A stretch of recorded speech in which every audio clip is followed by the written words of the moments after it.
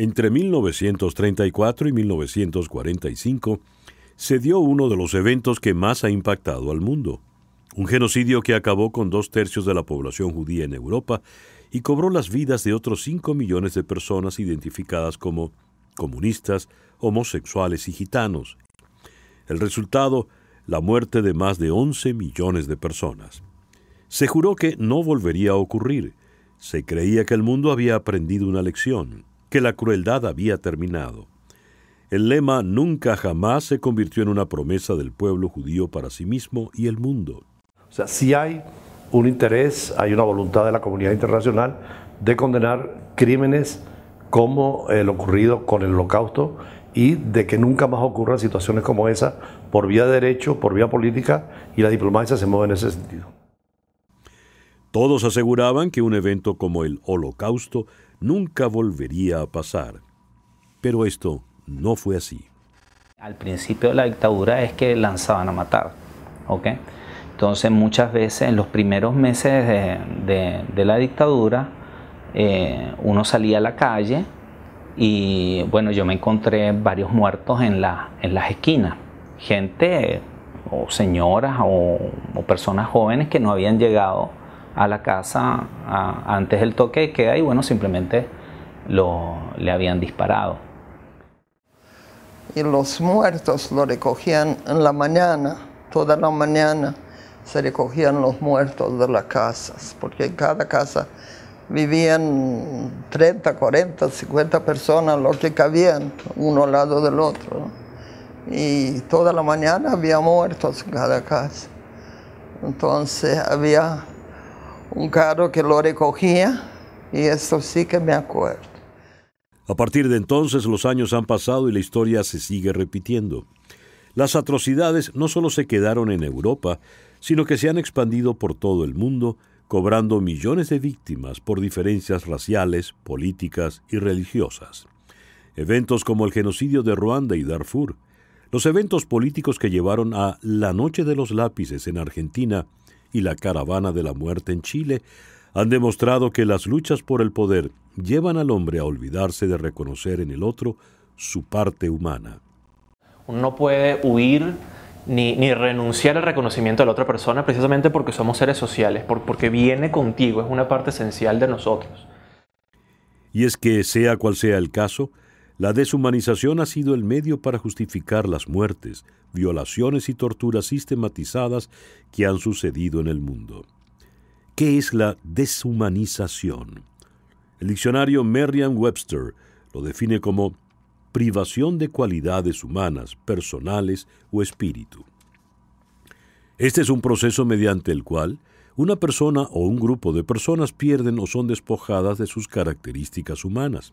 El proceso de deshumanización da inicio a una serie de cambios psicológicos que no solo afectan la forma en que el victimario ve a la víctima, sino cómo la víctima se ve a sí mismo. Esto suele llevar a sentimientos de odio intenso y alienación. Aquí la víctima pasa a un estado de supervivencia por el cual pierde interés en las banalidades. Cosas como la vestimenta o el aspecto físico no son importantes. Solo importa llegar a estar vivo el día siguiente.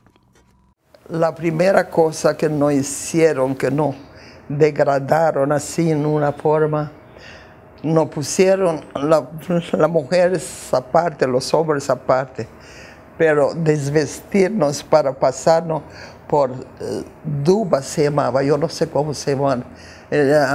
Aquí, ¿sabe? Un carro con vapor, que nos bañaron en vapor para desinfectarnos. Entonces era la primera cosa que nos dio así, como se dice, con un palo. Pusieron las mujeres que se desvisten y estaban los soldados todos por allá. Mujeres, niñas, jóvenes, todos. Y así empezó nuestro calvario. Y ver cómo conseguimos dinero para comer ese día, ¿no? El día a día, la diada, era algo que hasta el año 63, recuerdo yo, que se vivía. Es decir, el concepto que venía yo de pequeño, incluso que lo tenía mamá, de ir a un supermercado y comprar por una semana, no existía. Es decir, es levantarse por la mañana, ir al mercado y qué es lo que vamos a comer hoy. Y es casi medido, pesado y costeado, ¿verdad?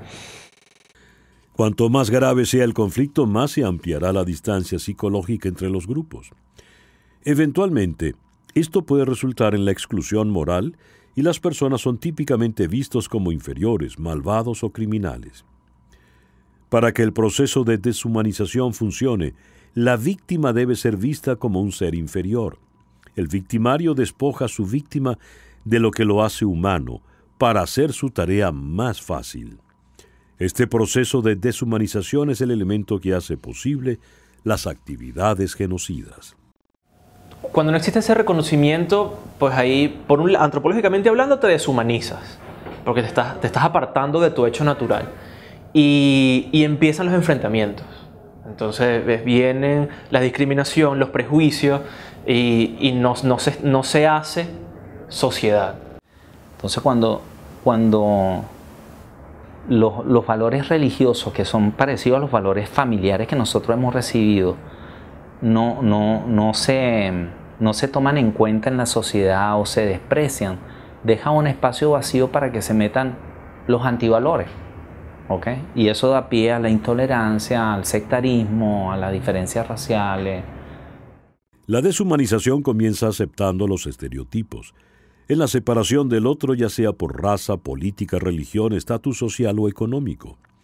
Una vez que existe esta separación entre grupos, los sentimientos de odio tienen un espacio donde pueden crecer y expandirse.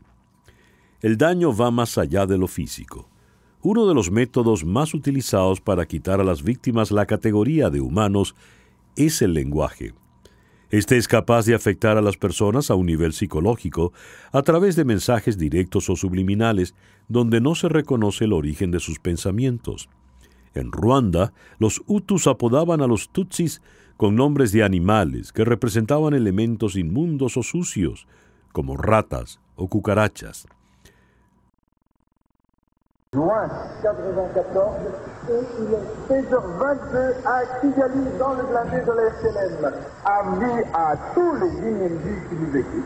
Oui, à tous les Guinéens qui nous écoutent. Le Rwanda appartient à ceux qui le défendent vraiment. Et vous, les Guinéens, vous n'êtes pas des Rwandais. El lenguaje se usa para justificar el paradigma de que aquellos son menos humanos o que no tienen alma, por lo que se les puede destrozar por representar una amenaza para los que poseen el poder.